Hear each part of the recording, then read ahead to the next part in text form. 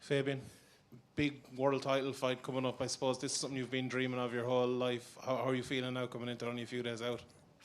Calm. I feel really, really calm.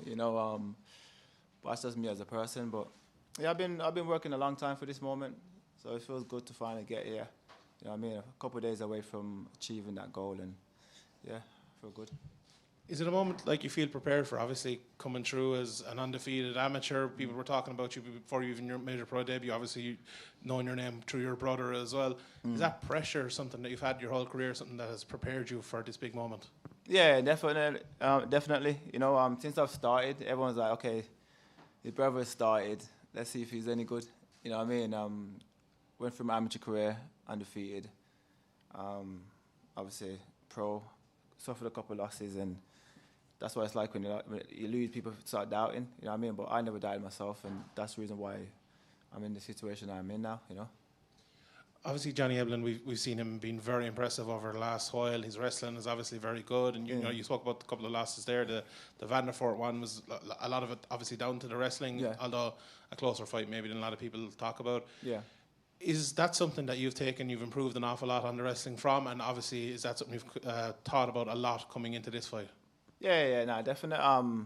I feel like even I look back at that fight, and I feel like if I had, because I never had my right corner team because like COVID like messed everything up, and I feel like even with the right corner team, I feel like I would have beat him that night. So I feel like the skills have always been there, but I feel like I'm more mature now with my skill set. I feel like I know exactly what I need to do to beat these guys, What do you think it is you need to do to beat Eblin? Be Fabian Edwards. You know what I mean? Be Fabian Edwards, and that's land heavy shots on him, make him uncomfortable in there, and yeah, turn him into a panic wrestler. That's why at heart, that's why he is. So you're always gonna go back to what you are, and it's about me making him realize that real quick.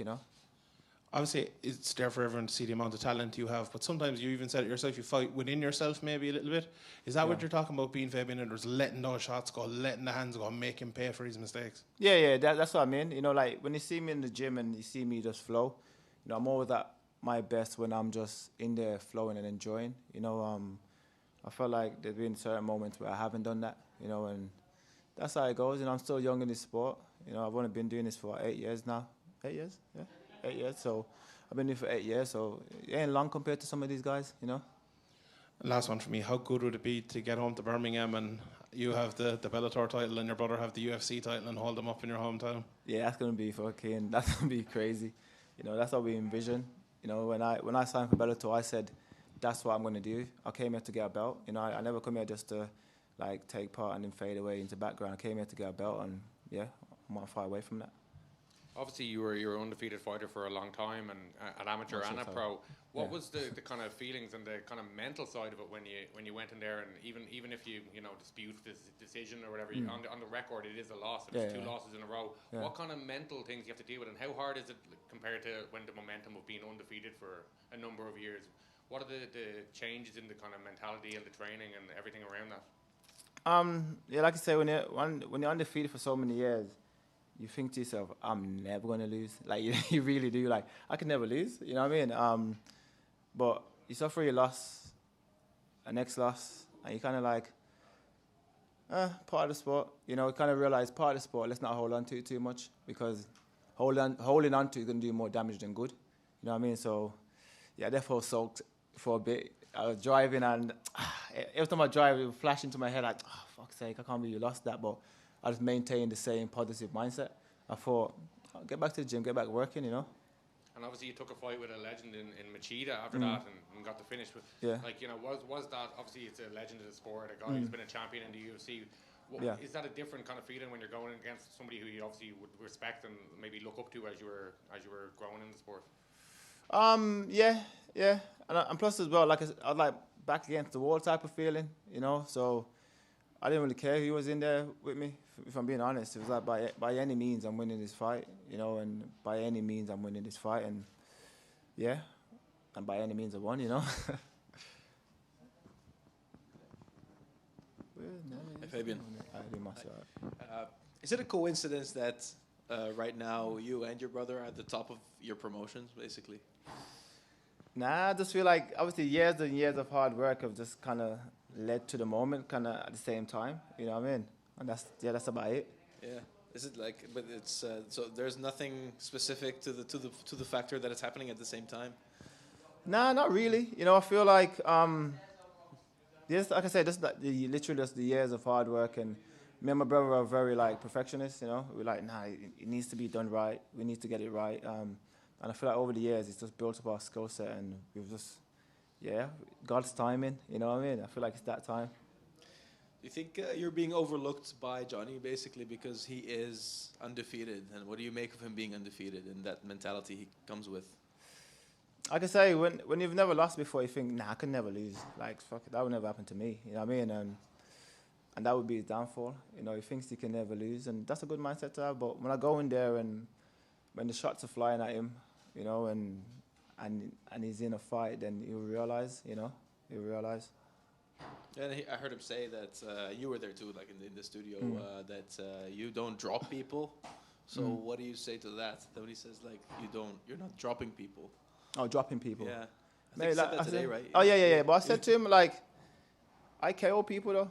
You know what I mean? Like curly toes and that. That's what I give to people. So when I hit people, I'm giving them curly toes and stuff. So Johnny don't really curly toe people like how I do, and that's it. You know, he's a guy that's gonna go in there and box and hang off people and box and hang off people. That's what he does. You know. That's a hell of a statement.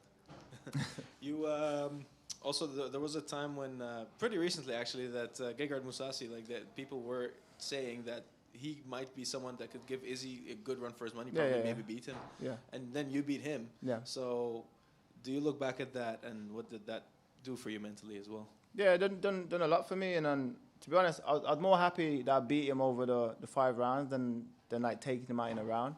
You know what I mean? Because that kind of showed I can stay locked in for a fight for 25 minutes. You know, I've done 3 rounders before, but the extra 10 minutes, it can change, you know. So, yeah, that said a lot about my skill set. It's like more what you needed for this title fight. Yeah, it's like perfect, you know. It's like you don't want to go into a title fight without, like, experiencing a 5-rounder. You know, I felt like that was perfect. I had a 3-rounder with Charlie. I had a 5-rounder with this one, and I feel like that's the experience that you need for title fights. Absolutely. Yeah. Thank you. So there's been a lot of eyes on Team Renegade the last while now, and on Dave Lavelle, the whole team, and you're bringing attention both to some struggles that people in the kind of Midlands to north of England, but also people who have come to England from elsewhere. With all of that in mind, how has that kind of driven you in recent months towards this title, and how do you think it's going to affect the steps that you take next in your career, regardless of how this turns out? But do you think that maybe you see that there's maybe a higher purpose both for you and for Team Renegade in your community and in the MMA community as a whole? Yeah, no, definitely. I feel like when you come from an area or you grew up how we did with like fuck all, basically, you want to be able to give back. You know what I mean? You want to be able to give back to the community and to the younger kids coming up, also to your family as well. You know, so yeah, that's what the crazy thing about MMA, because you don't realize how much you can inspire people and do for people, you know. So I'm happy I'm in that position where I feel like I can give back and help people. And when I go out there and win on Saturday, that's going to inspire more people. And yeah, that means a lot, you know.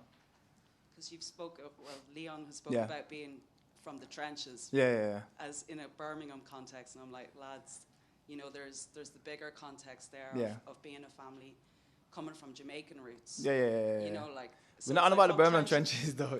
No, but people do take it as meaning from Birmingham, you know, like rough area of Birmingham or whatever. But, you know, it's like from one struggle to the next struggle. And now you have an opportunity to inspire people so that it doesn't have to be a struggle for them. Yeah, that's it. You know, like I say, Leon spoke about it. You know, Leon pretty much like kind of told our story. You know what I mean? Because his story is pretty much my story in the same way, especially how we grew up. You know, so going like coming from Jamaica, where it's like our house was small in this room. You know what I mean? You had to wash outside in a fucking like a bucket and water. Then come into England and like our dad passed in after like a year of being in England, and our mum having to struggle and all of that. It's it's kind of mad when you look back at it. But I feel like all of that has built us to the men that we are today. You know what I mean? So it's inspiring for even myself looking at my own story. You know. Thank you. Yeah, I appreciate it. Hi, Fabian. You were obviously with us yesterday on the radio in FM 104. Oh, yeah. You seem to be almost enjoying it, having a bit of fun. Is that Yeah. the way you've always been on Fight Week, trying to enjoy it, take it all in, or is that something that you've learned over the years? No, that's how I've been. You know, that's how I've been. I definitely have relaxed a bit, especially for my amateur days. I was a bit more, aggressive with it with Fight Week. But yeah, I'm calm, relaxed. My team, we always like to try and enjoy it because it's a short ride. You know what I mean? Before you know it, I'll be saying I'm hanging the gloves up and everything. So trying to make sure we enjoy the ride as well. And you mentioned the amateur days there. Can you pinpoint maybe one or two things that you've seen the biggest change or the biggest improvements you've made, almost not even just as a fighter, but as a person as well, since you turned pro? From amateur to pro, I would say, like, your skill set obviously grow, but you're just a lot more confident in yourself. You know what I mean? And when I feel like confidence is everything. You know, so when you're confident in your skill set and confident in your team and you trust in them, you kind of, I don't know, it's like kind of wipe away any doubt that you have, and I feel like that's the biggest thing from amateur now. I've never switched up teams, I've always been in Birmingham. I've always trained pretty much under the same people, around the same people, and that's what's brought me to where I'm at now,